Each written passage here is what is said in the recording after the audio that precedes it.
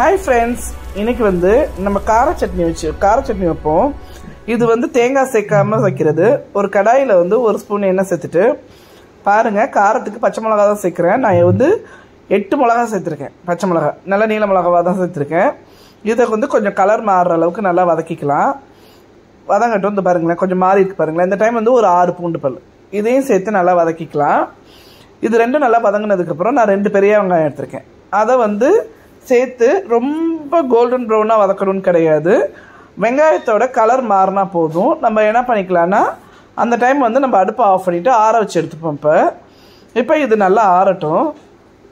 ஆறுனதும் பாருங்களேன், இப்போ ஆறிடுச்சு. நம்ம மிக்ஸி ஜாருக்கு மாற்றிக்கலாம். மிக்ஸி ஜாருக்கு மாற்றிட்டு இப்போ நம்ம வந்து இதில் என்ன சேர்க்க போகிறோம்னா, சட்னிக்கு தேவையான உப்பு 1/2 டம்ளர் பொட்டுக்கல்ல. இப்போ இது எல்லாத்தையும் சேர்த்து நல்லா நைஸாக அரைச்சி எடுத்துப்போம். பாருங்களேன், அரைச்சி எடுத்தாச்சு.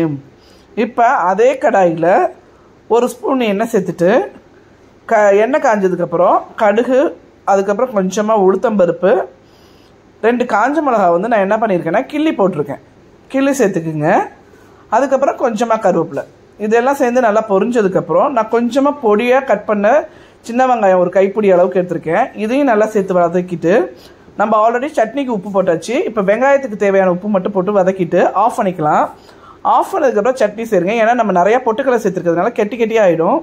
இதில் நல்ல நீங்கள் வந்து எவ்வளோ தண்ணியாக வேணாலும் வச்சுக்கலாம். அந்த சட்னி வந்து தண்ணியாக வச்சிங்கனாலும் ரொம்ப டேஸ்ட்டாக இருக்கும் இந்த சட்னி. பாருங்கள், நான் இந்த அளவுக்கு தண்ணியாக வச்சுருக்கேன்.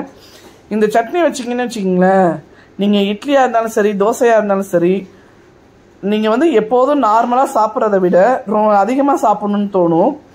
அந்த அளவுக்கு ரொம்ப டேஸ்ட்டாக இருக்கும் இந்த சட்னி. பாருங்களேன், எத்தனை இட்லி வச்சுருக்கேன் பாருங்கள். இத்தனை இட்லி நீங்கள் சாப்பிட்டாலுமே உங்களுக்கு வயிறு அடங்கின மாதிரி இருக்காது. சட்னி டேஸ்ட்டுக்கு சாப்பிட்டுட்டே இருக்கணும்னு தோணும். என்னோடய வீடியோ உங்களுக்கு பிடிச்சிருந்ததுன்னா லைக் பண்ணுங்கள், சப்ஸ்கிரைப் பண்ணுங்கள், கமெண்ட் பண்ணுங்கள். தேங்க்யூ.